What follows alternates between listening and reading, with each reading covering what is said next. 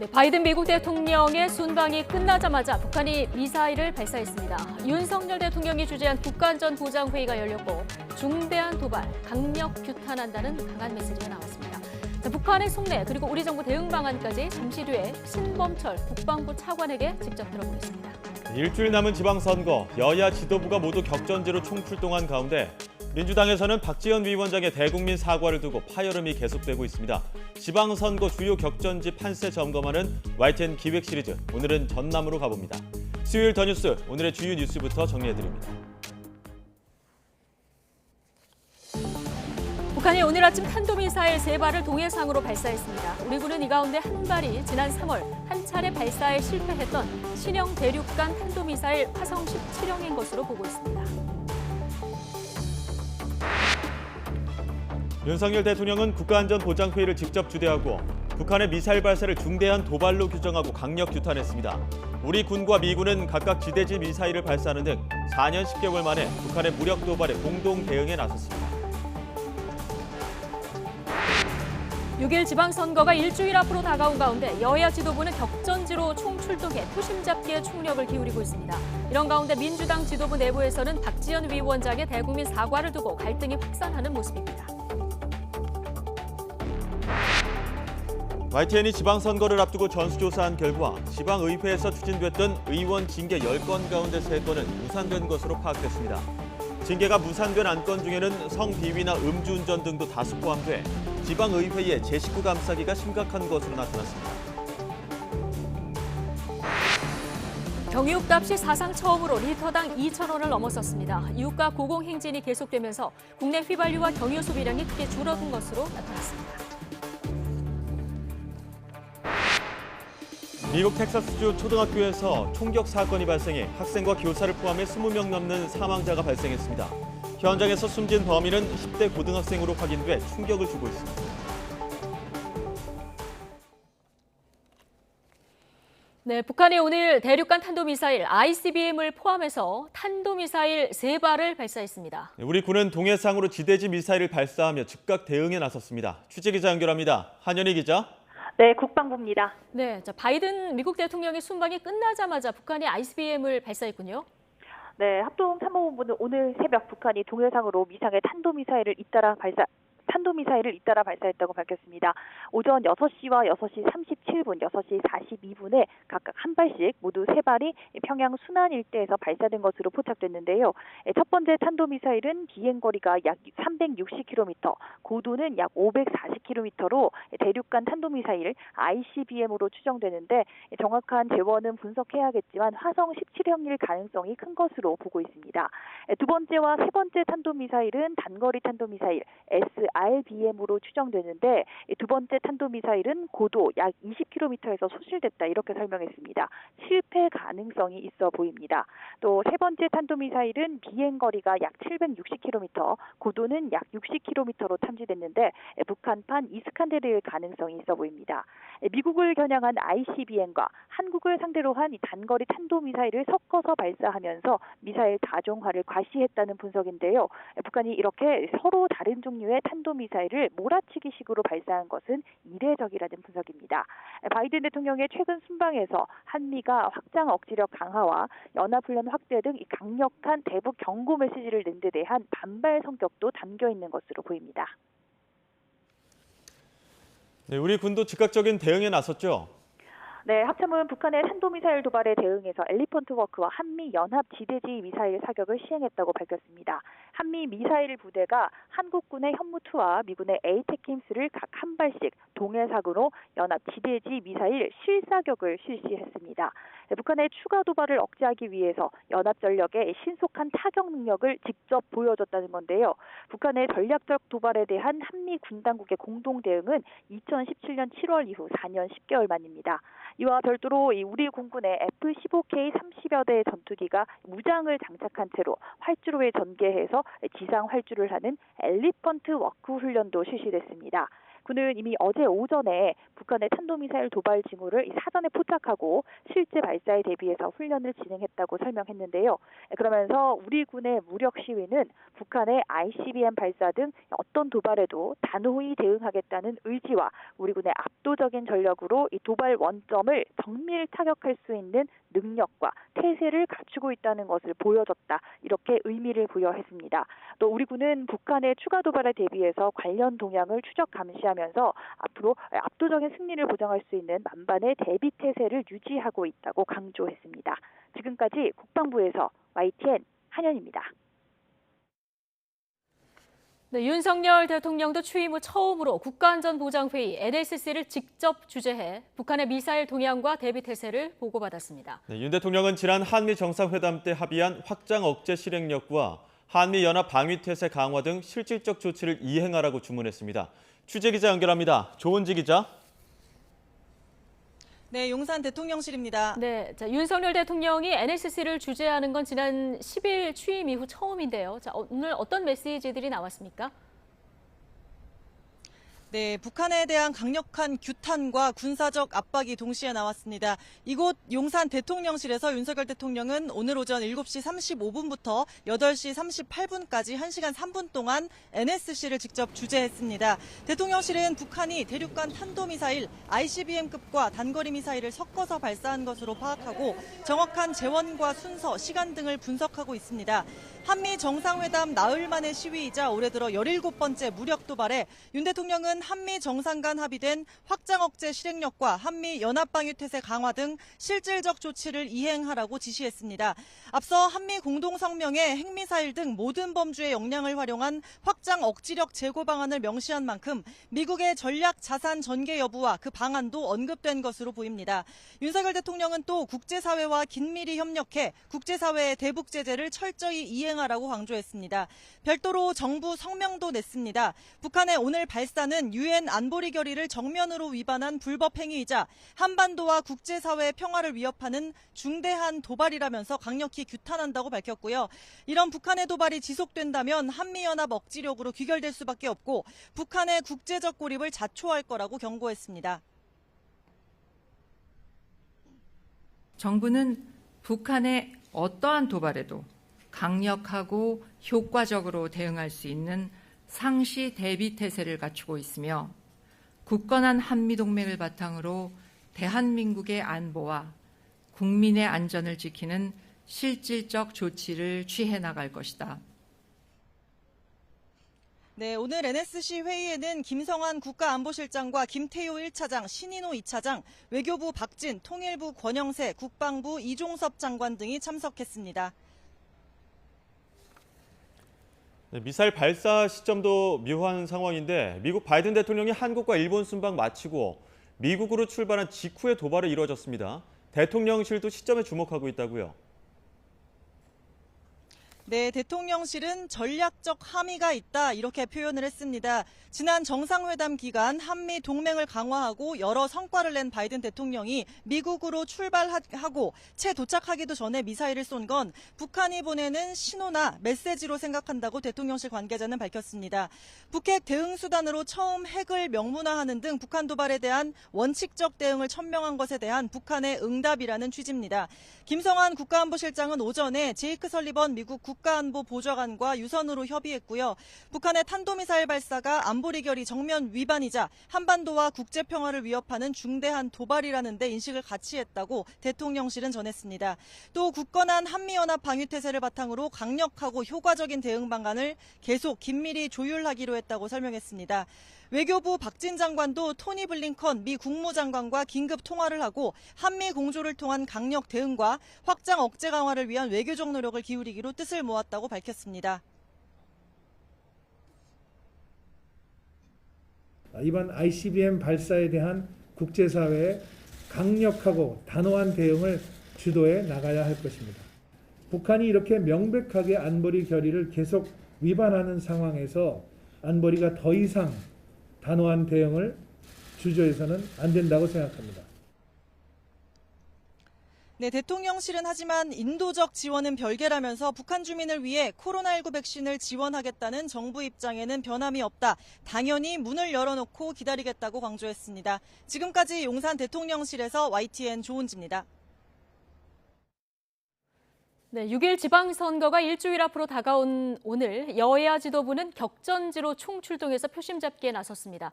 자, 이런 가운데 민주당 지도부 내부에서는 전날 박지원 위원장의 대국민 사과를 두고 갈등이 불거지는 모습입니다. 국회 연결해서 정치권 상황 알아보겠습니다. 김태민 기자. 네, 국회입니다. 네, 자 이제 일주일 뒤면 지방선거가 치러지는데 오늘 여야 모두 총력전에 나서는 각오를 다졌다고요? 네, 6일 지방선거 이제 딱 일주일 남았습니다. 내일부터는 여론조사 결과 공표가 금지되는 이른바 안개속 기간이 시작되는데 선거운동 후반부 기세를 잡기 위해서 여야 지도부 모두 각오를 새롭게 다졌습니다.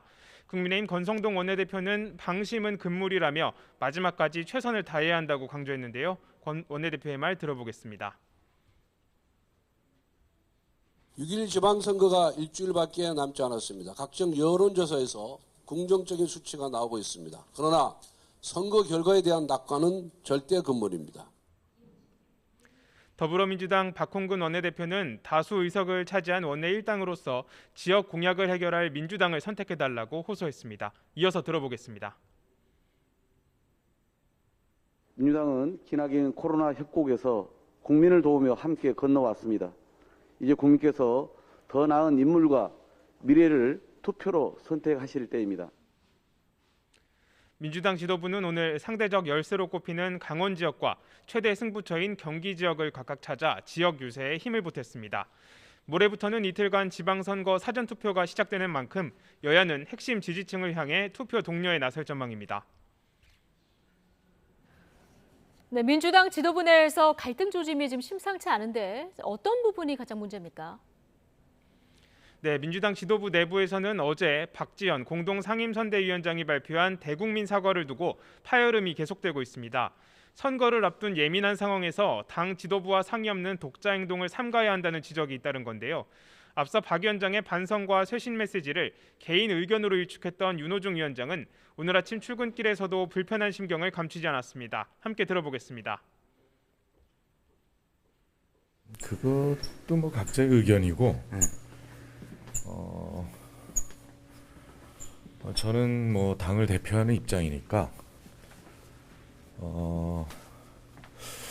향후 정치적인 행보를 시사하는 기자회견 하는데 개인 행보에 대해서 당이 다 협의를 해줘야 되는 건 아니잖아요. 하지만 박 위원장은 자신의 주장을 굽히지 않았는데요. 앞서 지도부에도 대국민 사과 동참을 제안했지만 받아들이지 않았다며 날선 반응을 보였습니다. 이어서 들어보겠습니다. 같이 사과를 하는 게 맞다고 판단을 했고 근데 그에 대해서 부정적인 의견을 내비치신 겁니다. 같이 사과를 하자고 했지만 동의하지 않으신 거네요, 그러면? 뭐 이제 타이밍이 맞지 않다 이렇게 이야기를 하셨습니다. 이처럼 갈등이 표면으로 드러난 가운데 비공개 지도부 회의에서도 586 용태론 등을 두고 이견으로 고성이 오간 것으로 전해졌습니다. 당장 선거가 코앞으로 다가온 상황에서 지도부 내부 갈등이 어떻게 정리될지 주목됩니다. 네, 어제 민주당 김진표 의원이 후반기 국회의장 후보로 선출이 됐는데요. 지금 원구성 논의는 어떻게 진행이 되고 있습니까? 네, 여전히 핵심 쟁점인 법사위원장을 두고 여야의 팽팽한 줄다리기가 이어지고 있습니다. 전반기 국회 임기 종료가 나흘 앞으로 다가왔지만 상임위원장 배분 등 논의는 첫 발도 떼지 못하고 있는데요. 국민의힘 이준석 대표는 SNS를 통해 민주당이 과거 원 구성 합의를 깨려하고 있다며 먹을 수 있는 것 다 먹다가 탈난다고 비판했습니다. 이에 대해 민주당 박홍근 원내대표는 국민의힘이 법을 어겨가며 후반기 의장단 선출에 발목을 잡고 있다고 지적하면서 앞서 검수완박 처리 과정에서 자신들의 합의 파기는 모른 채하며 생떼를 쓰고 있다고 반박했습니다. 이처럼 여야 갈등이 고조되면서 후반기 의장 선출과 원구성에는 앞으로 적잖은 진통이 예상됩니다. 네, 이 밖에 오늘 주목할 만한 국회 일정 또 있습니까? 네, 국회 정보위원회는 오늘 오전 전체 회의를 열고 김규현 국정원장 후보자에 대한 인사청문회를 진행했습니다. 잠시 뒤 오후 회의에서는 한미 정상회담 나흘 만에 이어진 북한의 미사일 도발과 관련한 정보기관 보고가 이어질 예정인데요. 향후 안보 정세에 미칠 영향 등을 두고 논의가 이뤄질 것으로 보여 회의 결과가 주목됩니다. 오전 법사위에서는 앞서 세 차례나 입법이 무산된 차별금지법 공청회가 열렸습니다. 사회적 찬반 의견이 첨예하게 갈리는 사안인 만큼 추후 법안 논의 과정에서도 이목이 쏠릴 것으로 보입니다. 지금까지 국회에서 YTN 김태민입니다. 네, 자, 이번 지방선거 최대 격전지로 꼽히는 경기도지사 후보 유세 현장 살펴보는 시간입니다. 오전에는 더불어민주당 김동연 후보 측 움직임 알아봤는데요. 이번에는 국민의힘 김은혜 후보 쪽으로 가보겠습니다. 김 후보는 오늘 사전투표를 독려하는 기자회견을 연 뒤 경기 양평과 가평을 돌고 있습니다. 윤석열 정부와 함께 약속을 지킬 것이라면서 표심을 공략하고 있는데 현장 연결해보죠. 백종규 기자. 네, 경기 양평 용문 5일장 앞에 나와 있습니다. 네. 경기도는 이번 지방선거에서 최대 격전지로 꼽히는 곳이라서 유세 현장 분위기도 좀 남다를 것 같은데 지금 분위기 어떻습니까? 네, 김은혜 후보가 조금 전 이곳에 도착해서 집중 현장 유세를 시작하고 있습니다. 이곳은 닷새마다 용문 5일장이 열리는 곳이라 많은 시민들이 찾는 곳인데요. 지금 김 후보는 일일이 시민들을 만나서 악수를 하고 사진도 찍으면서 집중 유세를 벌이고 있습니다. 지방선거의 최대 격전지로 꼽히는 경기지사 선거를 앞두고 여야 후보들이 접전을 벌이는 상황이라 시민들의 관심도 커지고 있습니다. 김 후보가 유세를 시작하자 장을 보러 온 시민들이 발걸음을 멈추고 연설을 듣고 있습니다. 오늘 유세 현장에는 김선교, 이철규 의원을 비롯해 윤희숙 전 국민의힘 의원 등이 함께하고 있습니다. 김은혜 후보는 오늘 출근 시간에 수원 신분당선 광교중앙역을 찾아 시민들과 인사를 나누기로 했는데요. 오후에는 가평 잣고을 전통시장도 방문합니다. 또 최춘식 국민의힘 의원과 정책협약식을 연 뒤 전통시장에서 주민들을 만날 계획입니다. 오늘 김 후보는 국회를 찾아 사전투표를 독려하는 기자회견을 진행하기도 했습니다. 조직력에서 우위라는 평가를 받는 민주당에 맞서 최대한 지지층을 투표장에 나오게 하려는 전략으로 해석됩니다. 네, 자, 이번 경기지사 선거, 지난 대선의 연장선상에서 명심과 윤심의 대결이다 이렇게 보는 시각도 있는데요. 공약 대결도 그런 만큼 치열하죠. 네, 김은혜 후보는 규제 개혁을 통해서 경기도민의 수건인 부동산 문제와 교통 문제를 해결하겠다 이렇게 약속하고 있습니다. 먼저 1기 신도시 특별법을 조속히 제정해서 재건축 절차를 간소화하고 안전진단 규제를 완화하겠다고 공약했습니다. 또 GTX 노선 조기 완공과 신설 노선을 조기 착공하겠다고 약속했습니다. 이와 함께 경기 북부에 반도체 기업을 유치하고 남부에는 반도체와 R&D 클러스터를 조성하겠다는 공약도 발표했습니다. 오늘은 장애인들의 돌봄과 자활의 사각지대를 없애겠다며 장애인 지원 공약을 내놓기도 했습니다. 김 후보는 집권 여당이 경기 도정을 이끌어야 희망이 현실로 다가올 것이라는 점을 강조하고 있습니다. 6일 지방선거를 일주일 앞두고 국민의힘 지도부는 전국 곳곳을 누비며 지지층 결집에 집중하고 있는데요. 이준석 대표는 충남 천안에서 중앙선대위 현장 회의를 연 뒤에 예산, 당진, 서산, 태안, 세종, 대전에서 유세 지원에 나섰고 권성동 원내대표는 경북 경산과 김천, 경기 수원 등에서 후보자들과 함께 전방위적인 현장 유세를 진행하고 있습니다. 지금까지 김은혜 국민의힘 경기지사 후보 유세 현장에서 YTN 백종규입니다. 네, 우크라이나 사태 영향 등으로 경유값이 사상 처음으로 리터당 2,000원을 넘어 오늘 아침 전국 평균은 2,001원까지 올랐습니다. 유가 급등으로 4월 중 휘발유와 경유 소비가 지난해 같은 달에 비해 18%나 급감하기도 했습니다. 취재기자 연결해 자세한 소식 알아봅니다. 박병한 기자. 네, 경제부입니다. 네, 경유값이 연일 오르고 있죠. 네, 최근 휘발유 가격을 뛰어넘은 국내 경유 가격이 고공행진을 이어가면서 어제 사상 처음으로 리터당 2,000원을 돌파했습니다. 한국석유공사 유가정보서비스 오피넷에 따르면 어제 오후 전국 주유소의 경유 평균 판매 가격은 리터당 2,000원 93전으로 집계됐습니다.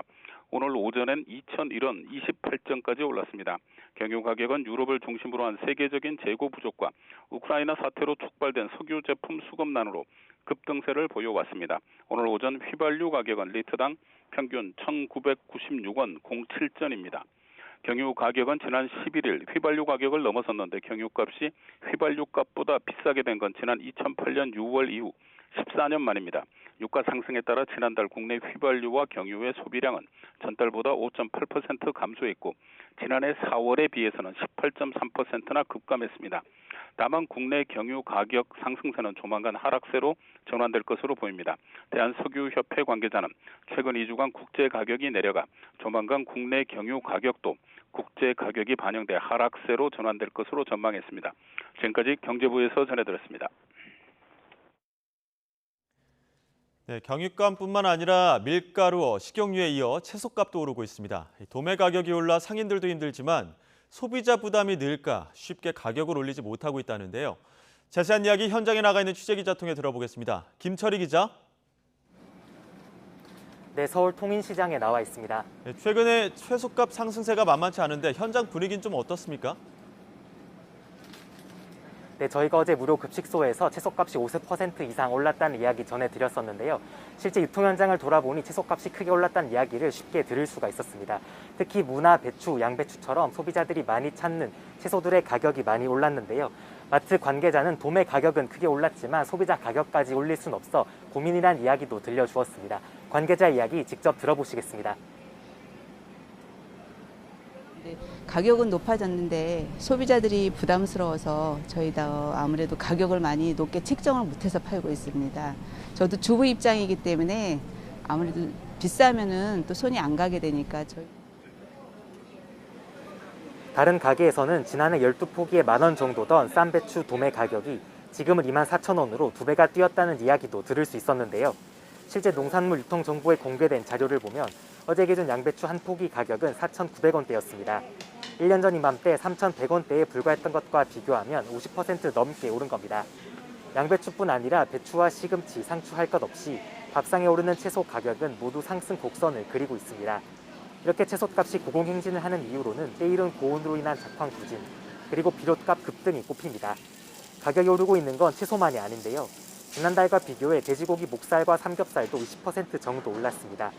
고기와 채소 등 식자재 가격 상승으로 외식 물가까지 덩달아 오르는 추세라 한동안 소비자와 상인들의 한숨은 깊어질 것으로 보입니다.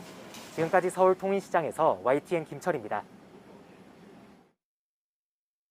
네, 미국 바이든 대통령이 한국과 일본 순방을 마치고 미국으로 떠나자마자 북한이 전격 미사일 발사에 나섰습니다. 오늘 새벽 동해상으로 ICBM급을 포함해 미사일 3발을 쏜 건데요. 북한의 이딴 도발과 이에 대한 우리의 정부 대응, 그리고 지난 주말 열린 한미 정상회담까지 국방부 신범철 차관과 이야기 나눠보겠습니다. 어서 오십시오. 예, 안녕하세요. 예, 저희가 전문가로 모시다가 오늘 국방부 차관으로 모셨습니다. 차관 되신 이후에 언론 출연은 지금 처음이신 거죠? 예, 그렇습니다. 예. 처음으로 YTN에서 불러주시더라고요. 예, 고맙습니다.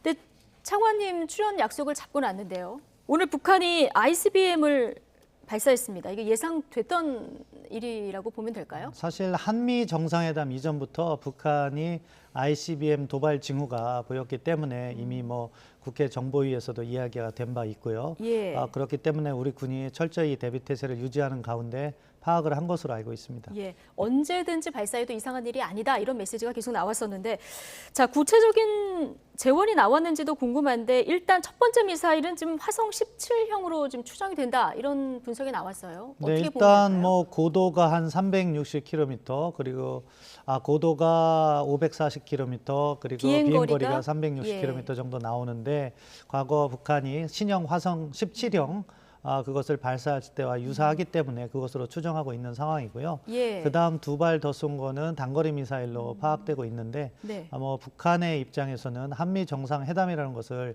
개최했기 때문에 하나는 미국을 겨냥한 ICBM, 다른 하나는 대한민국을 겨냥한 단거리 미사일류로 선택해서 발사한 것이 아닌가 조심스럽게 추정해 봅니다. 아, 그렇군요. 서로 다른 종류의 미사일을 발사한 게 굉장히 이례적이었는데 이게 미국, 한국, 일본을 다 겨냥한 메시지다 이렇게 보면 되는 거군요. 네, 그렇게 파악할 수 있을 것 같습니다. 예, 발사 시점도 의미가 있어 보입니다. 지금 미국 바이든 대통령이 순방 마치고 미국으로 돌아가는 길에 발사를 했단 말이죠. 이 부분에 대해서 대통령실도 그 시점에 주목하고 있다고요. 예, 그렇습니다. 결국 어느 시점에서 북한이 도발할 것인가도 하나의 우리가 북한의 의도를 관찰하는 주요 요소가 되거든요. 예.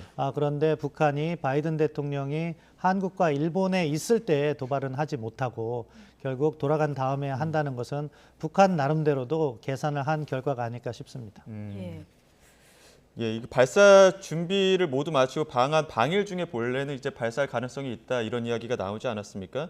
그런데 이 교묘하게 이 지역에서 머문 시간을 피해서 발사에 나선 이유는 또 기싸움의 어떤 느낌, 그런 의도가 있다고 봐야 되는 그렇죠. 겁니까? 북한으로서는 무언가 보여주고 싶었을 거예요. 그럼에도 불구하고 바이든 대통령이 한국이나 일본에 있을 때 그러한 도발이 있을 경우에는 긴장이 북한의 셈법보다 더 고조될 수도 있는 상황이 있을 거고요. 예. 그렇기 때문에 북한 나름대로 계산을 한 결과다 이렇게 말씀드린 겁니다. 그렇군요.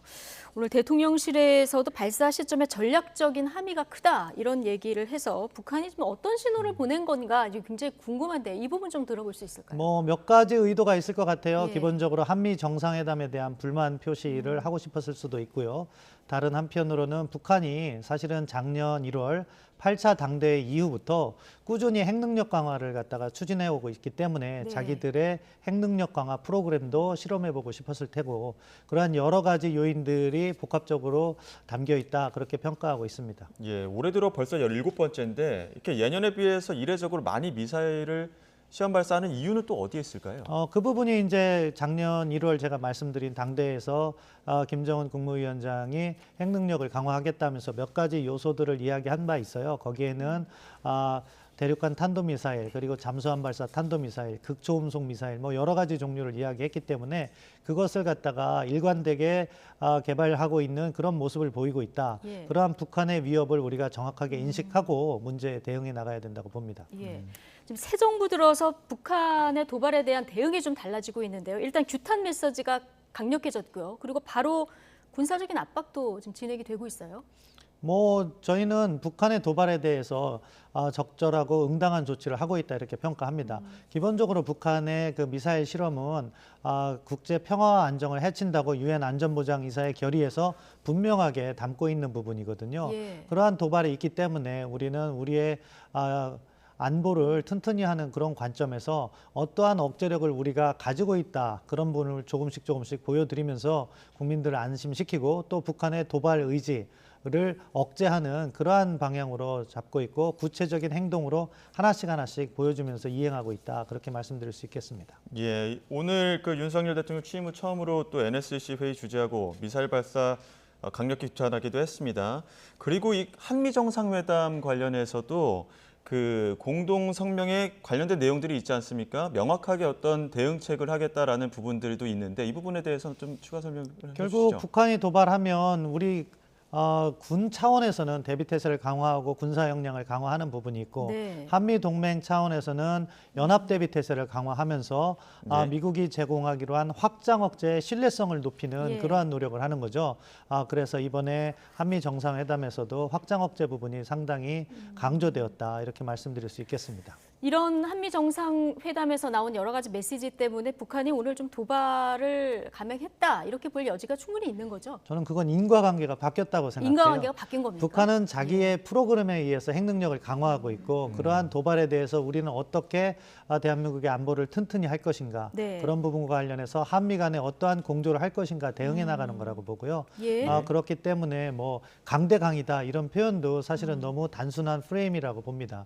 지금 북한은 어떻게 보면은 핵능력 강화를 위해서 국제사회의 규범을 위반해 나가면서 이렇게 도발을 하고 있는 것이고 거기에 대해서 우리는 어떠한 대응책으로서 그러한 도발을 억제할 것인가 하는 고민을 조금 더 심각하게 했어야 되는데 그 부분과 관련해서 이제 새로운 정부가 출범하면서 우리가 해야 될 조치들을 다시 한번 점검해 나가고 개선시켜 나가는 그러한 과정에 있다. 그렇게 말씀드리고 싶습니다. 공동성명 내용 보면 확장 억제 전략 협의체 재가동하기로 했다 이렇게 합의한 내용들이 있거든요. 이거 지난 정부에서는 중단한 이유가 있습니까? 사실 지난 정부 이야기를 말씀드리고 싶진 않고요. 그 시점이 이제 남북 정상회담이 개최되는 이후부터 이것이 중단이 되었다. 거기에서 시사하는 바가 있고요. 그 사이에 사실은 북한은 핵능력을 고도화했기 때문에 그 고도화된 핵능력을 우리가 어떻게 대응할 것인가. 이제 윤석열 정부의 출범에 맞춰서 우리가 해야 될 억제 조치들을 하나씩 개선시켜 나가고 있다. 이렇게 말씀드릴 수 있겠습니다. 자, 어쨌든 오늘 보니까 한미 공동 대응하기로 했는데 이게 바로 시작되는 이런 모습입니다. 미국의 전략자산 전개 얘기도 있었는데 이게 어느 정도 선까지 될 거라고 보십니까? 그거는 북한이 어떠한 도발을 하느냐에 따라서 저희가 맞춤형으로 대응할 준비가 되어 있고요.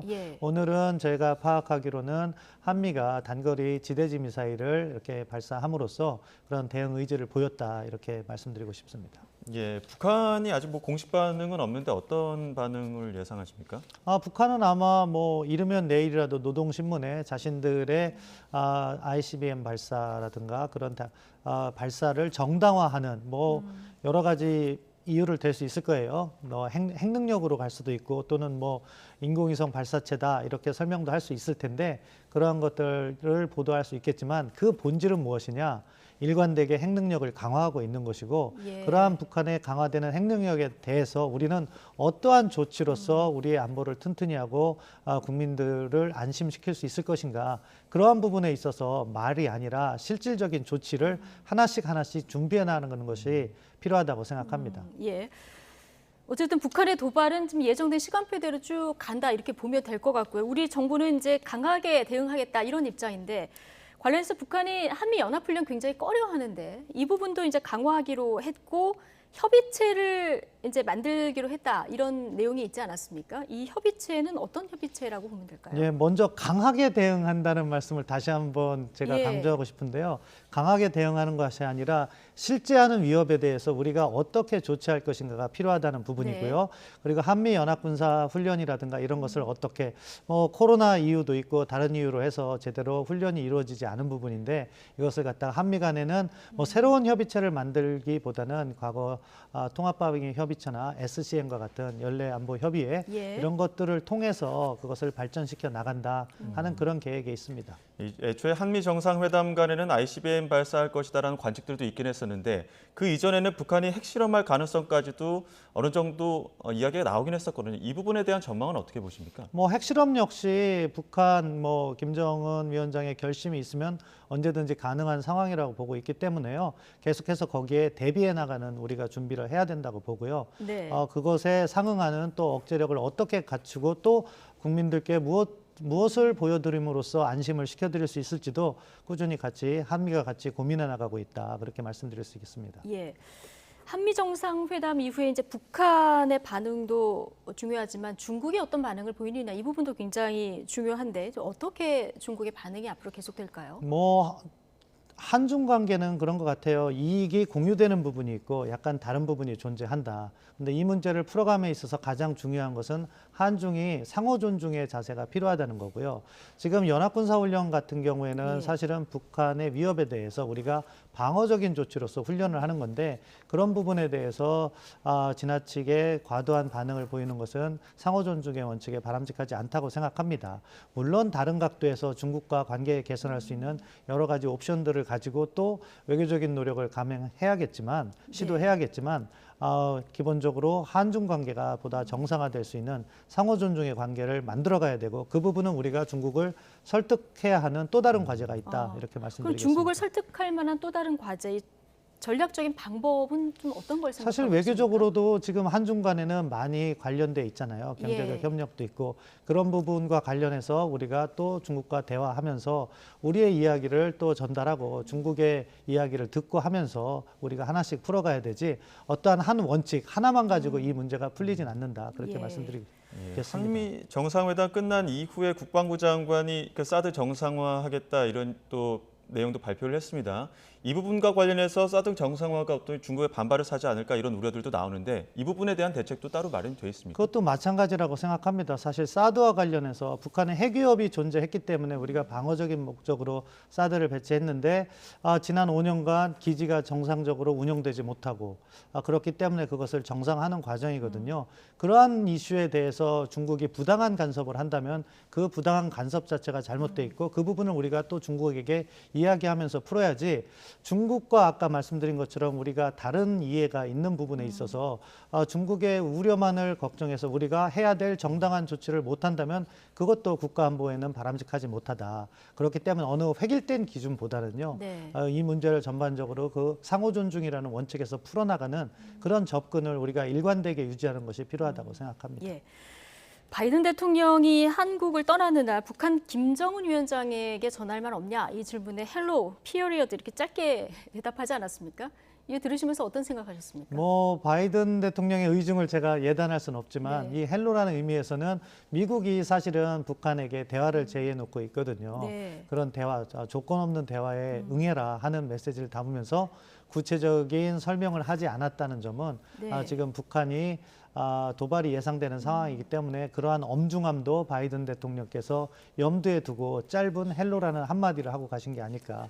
대화도 좀 염두에 두고 도발도 염두에 둔 여지가 있는 발언이다 이렇게 보시는 것 같은데요. 저는 절제된 발언이라고 절제된 생각합니다. 발언이다. 근데 북한은 핵을 포기한 대신 뭔가 완전한 우리가 비핵화하기 전에 뭔가가 있어야 된다 이런 주장을 계속 하고 있는 거 아니겠습니까? 그러니까 북한이 이야기한 그 선결 조치라는 예. 것이 어떻게 보면 북한의 안보를 보장해야 된다는 일반적인 원칙을 넘어서 예. 궁극적으로는 뭐 한미 동맹을 해체하거라든가 이런 식의 요구가 깔려 있기 때문에 그것을 저희가 수용하지 않은 거고요. 예. 정말로 지금 뭐 윤석열 정부도 마찬가지 입장인데 조건 없이 대화에 임해서 서로의 문제를 하나씩 풀어가면 우리도 열려있게 대화에 열려있는 입장이기 때문에 그런 식으로 외교가 시작돼야지 북한이 제기하고 있는 그러한 어떻게 보면 문턱이 너무나도 높은 선결 조건을 우리가 지금 당장 뭐 수용하면서 대화를 할 수는 없다고 봅니다. 예.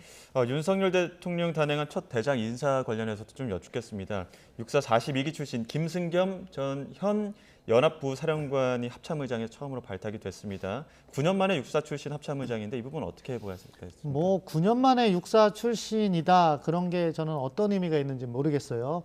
인사 기준은 지금 엄중한 안보 상황에서 우리는 네. 또 안보를 튼튼히 해야 되고 국방 혁신 4.0도 추진해야 되는데 가장 유능한 분을 자리에 모시고 그리고 정부 출범에 맞춰서 한번 국방을 획기적으로 발전시키겠다는 취지하에서 대대적인 인사가 있었다 그렇게 평가합니다. 육사 출신이 대거 요직에 중용이 됐는데 북한의 최근 도발 상황을 좀 염두에 둔 인사라고 봐야 될까요? 사실 뭐 육사나 비육사를 구분하기보단 누가 네. 능력이 있고 그 적재적소에 임명이 되겠느냐.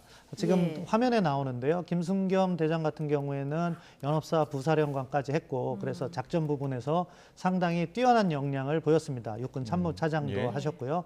그렇기 때문에 합동 참모의장으로서 역할을 충분히 이행할 수 있는 분이고 다음 페이지 보여주시면 우리 박정환 육군 참모총장 내전형도 나오는데요. 예. 합참 작전본부장을 역임했고 상당한 작전 통으로 알고 있어요.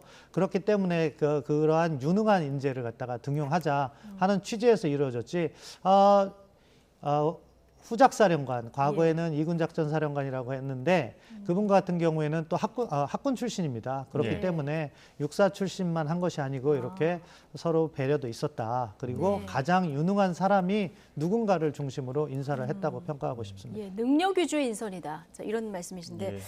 자, 이것도 하나 좀 여쭤보겠습니다. 북한의 코로나 상황이 굉장히 심각한 상황 아니겠습니까? 우리 정부 지원하겠다 이미 의사를 밝혔는데 그 이후 북한의 의사가 또 뭐 확인된 것이 있습니까? 지금 반응을 안 하고 있는 것 같아요. 그 의도에 대해서는 뭐 사실 통일부 쪽에서 계속해서 분석을 하고 있고 다른 각도에서는 중국으로부터 인도적 지원을 받고 있지 않나 하는 부분도 있는 거고요. 아무튼 우리 정부, 윤석열 정부의 입장은 인도적인 지원과 관련해서는 대통령께서도 일관되게 말씀하신 것처럼 조건 없이 북에 제공할 의사가 있다. 다만 북한이 거기에 응해야 되고 관련돼서 뭐 협의가 진행돼야 되는 부분이 있는데 지금 일방적으로 대화에 응하지 않고 있어서 안타깝습니다. 예. 알겠습니다. 윤석열 정부 대북 정책 앞으로 이렇게 하겠다. 앞서 이제 뭐 개략적으로 말씀해 주셨습니다만 마지막으로 국민들께 한 말씀 해주시죠. 사실 대북 정책을 국방부 차관이 언급하기엔 그렇고 아마 통일부에서 잘 준비하고 있을 것으로 생각하고요. 국방부 차원에서는 우리 국민들께서 안심하실 수 있도록 튼튼한 억제력 강화 이쪽에 방점을 맞춰서 변화하는 전장 환경의 추세에 따라서 과학기술 강군을 만들기 위해서 노력하겠습니다. 네. 기존에 제가 무엇이든 물어보세요 해서 신범철 차관님께 전문가로 나오셨을 때 질문을 드려서 오늘 좀 결에 안 맞는 질문도 드린 것 같습니다. 오늘 여러 가지 질문에 답변해 주셔서 감사드리고 오늘 YTN 첫 출연도 감사드리겠습니다. 지금까지 신범철 국방부 차관이었습니다. 고맙습니다. 감사합니다.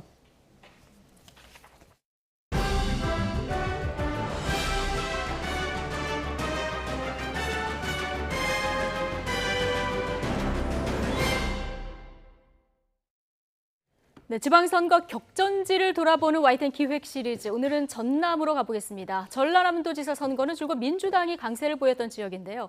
이번에는 지명도 높은 국민의힘 후보가 모처럼 도전장을 내밀었습니다. 네, 두 당에서 내세운 김영록, 이정현 후보 모두 경험과 관록 면에서 둘째가라면 서러운 후보들입니다.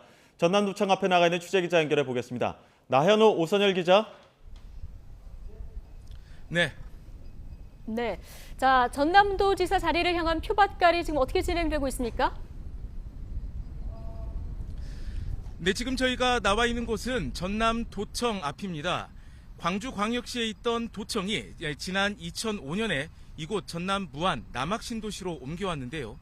전남도청 건물 모습을 멀리서 보면 특이한 점이 하나 있습니다. 대양을 항해하는 배 모양을 하고 있다는 점인데요. 건물 9층에 있는 전남도지사실은 선장실이라고도 할 수 있겠죠. 이 전라남도는 전통적으로 민주당 지지율이 아주 높은 곳입니다. 4년 전에 열렸던 지난 지방선거에서는 더불어민주당 김영록 후보가 득표율 77%를 기록할 정도였습니다. 하지만 국민의힘 이정현 후보는 보궐선거를 포함해서 두 차례나 전남 동부권에서 국회의원에 당선되는 등 저력이 만만치 않습니다. 지금부터 이 두 후보에 대해 구체적으로 알아볼 텐데요.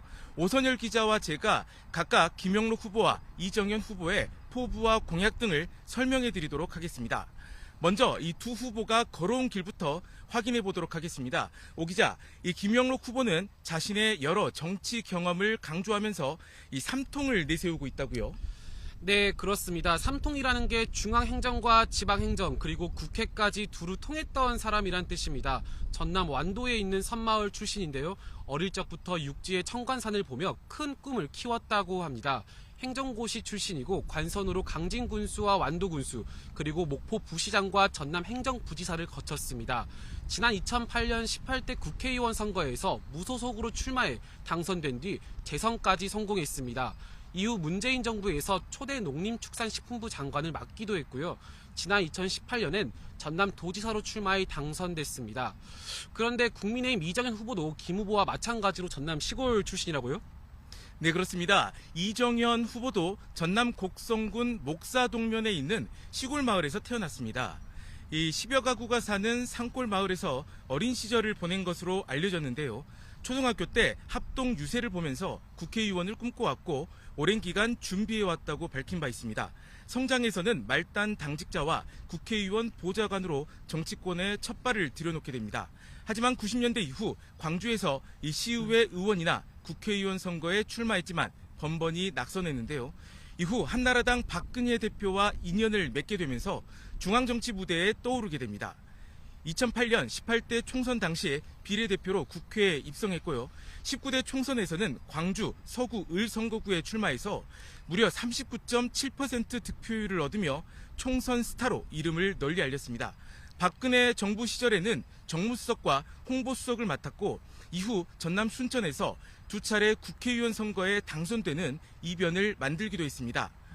그러면 이번에는 두 후보의 강점에 대해서 알아보도록 하겠습니다. 오 기자, 이 김영록 후보는 자신의 어떤 점을 내세우고 있습니까? 네, 무엇보다 자신의 행정 경험을 강점으로 내세우고 있습니다. 민선 7기 도지사를 역임한 4년 내내 직무수행 평가에서도 줄곧 상위권을 지켜왔습니다. 김 후보는 한국에너지 공과대학 개교와 11조 예산, 미래 지속 가능한 블루 이코노미 등 도정을 안정적으로 이끌어왔다며 자신감을 내비쳤습니다. 특히 재선에 성공해 소통하는 도지사, 약속을 지키는 도지사가 되겠다며 압도적인 지지를 호소했습니다. 우리 호남이 단합해서 호남 정치가 중심이 되는 대한민국 만들어야 합니다. 우리 도민들께서 압도적인 지지를 해주시기 바랍니다. 김영록 후보를 상대하는 이정현 후보도 자신만의 강점을 내세우고 있죠? 네, 그렇습니다. 국민의힘 이정현 후보의 강점은 다름 아닌 이른바 스킨십입니다. 지역을 홀로 돌고 마을회관에서 먹고 자며 주민들과 소통하는 건데요. 이번 지방선거에서도 대부분 혼자 일정을 소화하고 있습니다. 누구를 통하지 않고 직접 주민에게 묻고 들으면서 머슴을 자처하고 있습니다. 특히 앞서 호남에서만 5번 출마했는데요. 이후에는 새누리당 대표까지 지내면서 보수정당의 불모지인 호남에서 지역 감정을 허무는 인물로 부상했습니다. 이 후보는 이 전남을 위해 미치도록 일하고 싶다며 이번 전남지사 선거에 나섰는데요. 50.1% 득표를 목표로 전남의 새로운 변화를 불러일으키겠다고 포부를 밝혔습니다. 지난 27년은 민주당의 시간이었습니다. 이번에 한번 도지사를 바꿔서 제대로 된 전남의 대변화를 한번 이룩했으면 좋겠습니다. 네, 인물도 중요하지만 선거에서 빼놓을 수 없는 게 바로 공약입니다. 이번에는 두 후보가 어떤 공약을 내세우고 있는지 알아보도록 하겠습니다. 두 후보 모두 전남의 일자리 창출과 경제 발전을 이끄는 데 뜻을 모으고 있는데요. 오 기자, 이 김영록 후보의 주요 공약에는 뭐가 있습니까? 네, 김영록 후보는 전남에 인공지능 첨단 반도체 특화 산단을 유치하고 친환경 에너지 산업을 육성하겠다고 밝혔는데요. 이와 함께 서울과 전남, 제주를 JTX로 연결하고 남해안 해양 관광벨트를 구축해 관광을 활성화할 계획입니다. 이 김 후보는 공약과 관련된 사업들이 중단되지 않고 실현되기 위해선 연임이 필요하다고 강조하고 있습니다. 미래 성장 동력을 만들어야 됩니다. 그러기 위해서 제가 우리 도민들의 한 번 더 선택을 받고 대도약 전남 행복시대를 반드시 만들어내겠다는 각오로 이렇게 출마하게 됐다는 말씀을 드립니다. 이와 함께 김영록 후보와 이정현 후보 모두 공약한 게 있는데요. 바로 의료 낙후 지역인 전남에 국립의과대학을 세우겠다는 겁니다. 오래 전부터 추진됐지만 아직 현실이 되지 못한 공약인데 이번에는 꼭 이뤄졌으면 좋겠습니다. 이 마찬가지로 이정현 후보도 전남을 발전시키려는 여러 공약을 내놓았죠? 네, 그렇습니다. 우선 이정현 후보의 대표 공약은 초광역 메가시티 구축입니다. 전남 22개 시군을 거대 도시로 묶는 전략인데요. 전남 동부권은 2차 전지 소재와 부품을 생산하고 서부권은 이를 활용해 전기차와 드론 등 상용화 생산 기지로 발전시키겠다는 계획입니다. 이를 통해 전남의 절실한 일자리를 창출하겠다고 밝혔습니다. 그동안에 중앙 정치의 볼모가 됐던 정치의 전남을 저 이정현은 완전히 삶의 전남으로 한번 바꾸고 싶습니다. 주민들이 가장 필요로 하는 것, 가장 원하는 것을 꼭 실현시켜 보고 싶습니다. 네, 전남하면 비옥한 평야에 아름다운 다도해 해상국립공원이 생각나실 텐데요. 먹거리가 풍성하고 청정한 지역이긴 하지만 개발 소외로 뒤떨어진 면이 많습니다. 그만큼 일자리도 부족해서 많은 청년이 밖으로 떠나는 곳이기도 합니다. 앞으로 4년 동안 전남을 발전시키고 청년들을 돌아오게 할 일꾼이 누가 될지 관심이 커지고 있습니다. 지금까지 전남도청 앞에서 전해드렸습니다.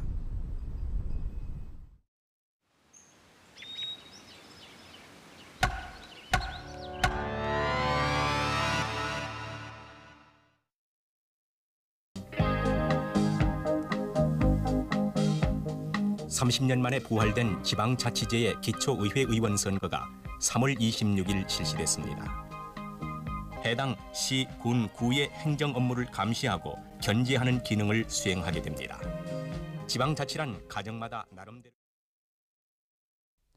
이후 다시 31년이 흘렀습니다. 그동안 지방자치는 뿌리를 내렸지만 건강하게 잘 자라고 있는지는 의문입니다. 그리고 이렇게 눈에 보이는 지방의원들의 징계와 전과 기록보다 더 심각한 병은 따로 있습니다. 구속! 수사라!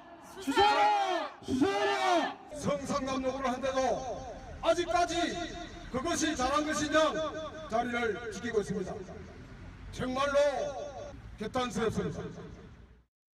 7년 전 찻집 여종업원을 성추행한 혐의로 재판에 넘겨진 최모 기초의원. 술 한잔 먹고 난 다음에 갱년 사건을 가지고 상대방의 그 경쟁자가 있잖아요. 경쟁자가 못 풀어서 만드는 거예요.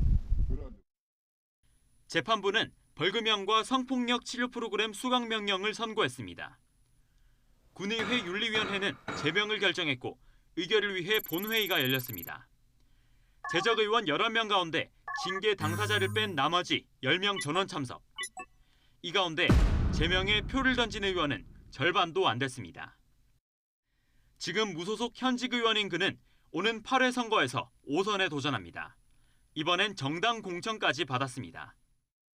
이번에는 윤석열 대통령 그 선대위원장을 맡아가지고 우리 지역에서 80% 올라졌어요. 예. 제가.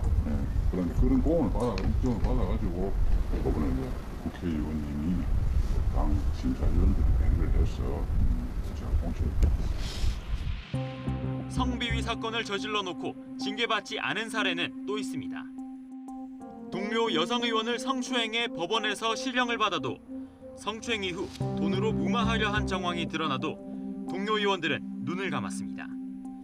이렇게 징계가 무산된 사례는 지난 8년간 80건에 이릅니다.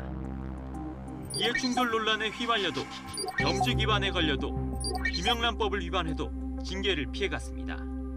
음주운전을 하거나 말다툼 도중 술병을 던져도 심지어 뺑소니 사고를 내도 은근슬쩍 넘어갔습니다. 징계가 무산된 과정을 보면 의원들이 표결로서 봐준 사례가 51건으로 가장 많았습니다.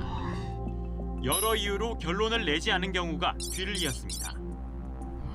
의원들이 회의에 불참해 부결된 경우도 있었습니다. 국회하고 똑같습니다. 의원들 사이에는 여야 간에도 상당히 이 신분을 보호해 주려는 그런 경향이 상당히 강해요. 좁은 동네에서 이른바 한 다리 건너면 다 아는 사이끼리 잘못을 덮어주는 경향은 이미 도를 넘은 지 오래입니다. 특정 정당이 지역색 강한 곳에서 의회를 장악할 경우 자정 기능은 더더욱 기대하기 어렵습니다. 거대 양당이 각 의회를 장악하고 있기 때문에 네가 한번 봐주면 우리 식구 한번 봐준다. 아예 일당이 독점하고 있는 의회는 아예 그것조차도 이제 그러니까 난망한 거고. 특정 정당이 거의 독점하다시피 한다면 이거는 토론과 논쟁이 없으니까 굳이 이런 거 파헤칠 의지도 없고 파헤칠 필요도 없고. 이제 일주일 앞으로 다가온 6일 지방선거. 연속 보도를 통해 지방의회의 실태를 고발하고 있는 YTN은 내일 후보들의 믿기 어려운 전과 내역을 전수조사해 보도합니다. YTN 박희재입니다. 네, 앞서 예고해드린 것처럼 새마을금고에서 내부 직원이 최소 11억 원 넘는 금액을 횡령한 사실이 드러났습니다. 불안감에 스스로 자수한 것으로 파악됐는데요. 취재기자 연결해 자세한 내용 알아보겠습니다. 송재인 기자. 네, 사회일보입니다. 네, 이번에도 금융기관 내부 직원의 거액 횡령 사건인데 새마을금고 어느 지점입니까? 네, 서울 송파 중앙새마을금고 본점입니다. 이곳에서 30년 넘게 일해오던 50대 A씨는 최근 직장에서 잠적을 감췄습니다. 알고 보니 A씨는 오랜 기간 이곳에서 근무하면서 고객 예치금 등 자금을 몰래 빼돌려온 것으로 확인됐습니다. 이 사실이 드러나면서 차측에서 직무 정지 처분을 내렸던 건데요. A씨는 고객들에게 예금이나 보험 상품을 가입시켜 들어오는 돈을 챙겨놨다가 만기가 다가오면 새 상품 가입자들의 예금액을 돌려줘서 지급하는 쉽게 말해 돌려막기 방식으로 횡령을 이어왔습니다. 지금까지 고객들이 돌려받지 못한 돈만 11억 원가량으로 추산됩니다.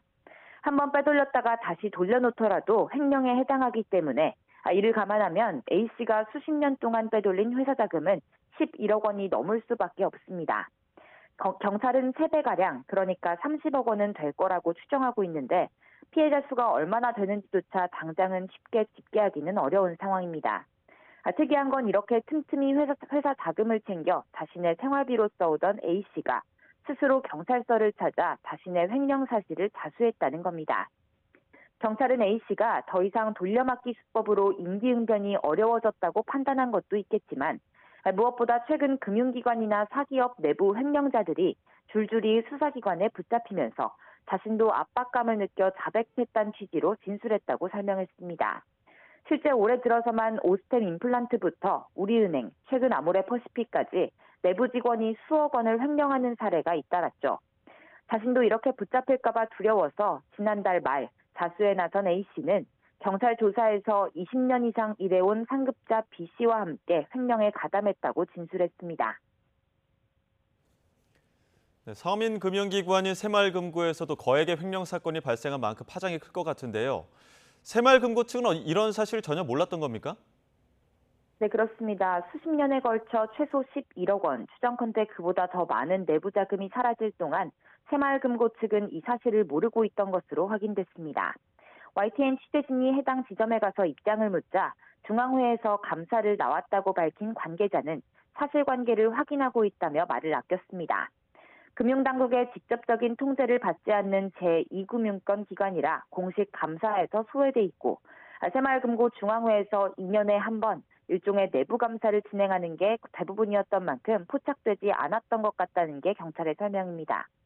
새마을금고는 A씨의 경찰 자수 뒤 뒤늦게 사실 확인을 위한 감사에 착수했습니다.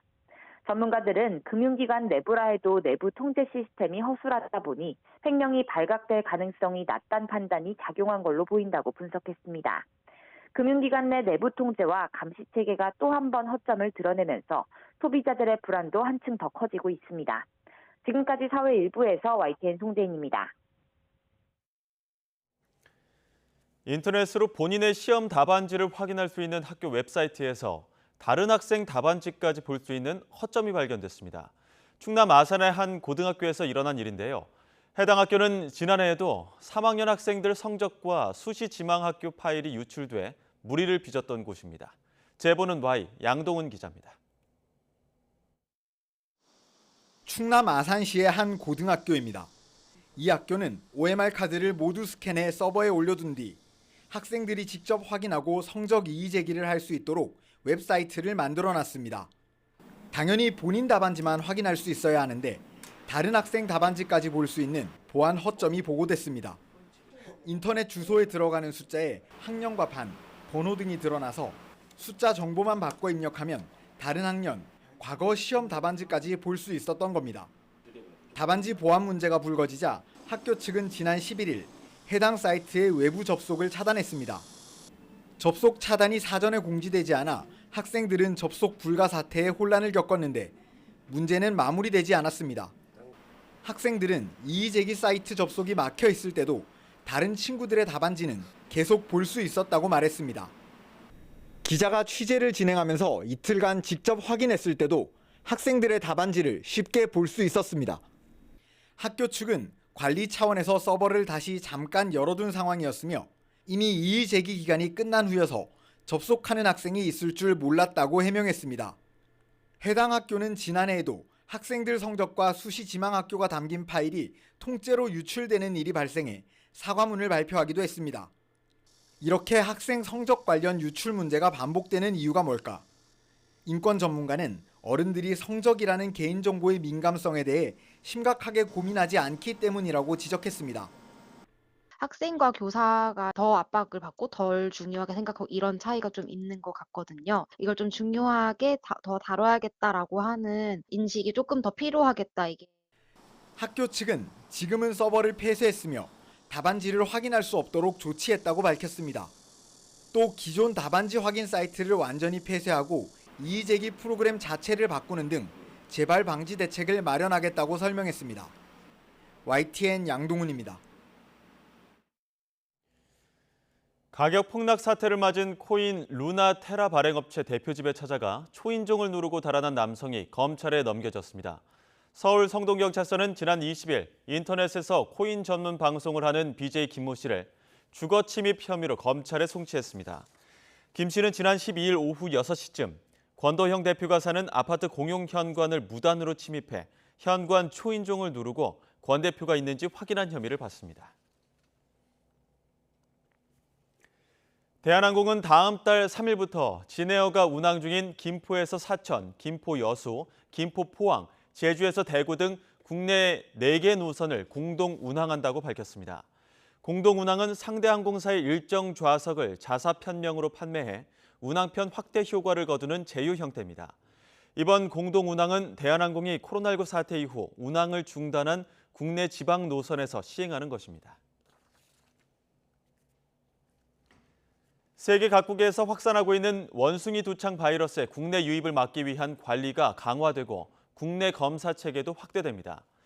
이기일 중앙재난안전대책본부 제1총괄조정관은 오늘 중대본 모두 발언에서 오늘 중대본에서 원숭이 두창에 대해 논의한다며 국제 상황을 면밀히 모니터링해 바이러스의 해외 유입 차단 관리를 강화하겠다고 말했습니다. 이 총괄조정관은 원숭이 두창에 대한 검사 체계는 이미 2016년부터 구축한 상황이라며 국내 발생에 철저히 대비하기 위해 전국 시도의 보건환경연구원까지 검사 체계를 확대하는 방안을 마련하고 있다고 설명했습니다. 러시아의 우크라이나 침략 전쟁에 우크라이나 의용병으로 참전하며 여권법 위반으로 고발된 유튜버 이근 씨가 현지 활동 사진과 영상들을 SNS에 공개하며 근황을 알렸습니다. 이 씨가 공개한 사진과 영상엔 우크라이나 현지에서 다른 외국인 의용병과 함께 있는 모습과 정찰 임무를 수행하는 장면이 담겼습니다. 이와 관련해 경찰은 이 씨가 입국하는 즉시 법무부 출입국 관리사무소에서 경찰에 통보가 오게 돼 있지만 아직 연락받은 바 없다고 밝혔습니다. 방금 들어온 속보 한 가지 전해드리겠습니다. 국가안보실에서 나온 내용인데요. 북한이 처음 발사한 미사일, ICBM은 화성 17호라고 국가안보실에서 밝혔습니다.